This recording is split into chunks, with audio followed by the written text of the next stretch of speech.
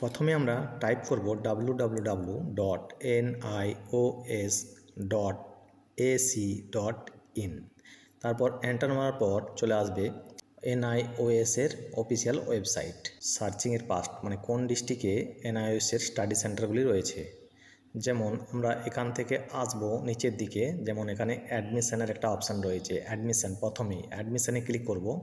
Click করার পর admission academic secondary and senior secondary, সেখানে ক্লিক করব। তারপর স্টাডি সেন্টারে যাব। স্টাডি সেন্টারে ক্লিক করব। সার্চে গিয়ে ক্লিক করব। সার্চে গিয়ে ক্লিক করার পর প্রথমে আমরা ক্যাটাগরি আছে, ক্যাটাগরি দেওয়ার দরকার নেই। কান্ট্রি আছে, কান্ট্রি আমি দিয়ে দেবো ইন্ডিয়া। তারপর আমাদের স্টেট ওয়েস্ট বেঙ্গল দিয়ে দেবো ওয়েস্ট বেঙ্গল।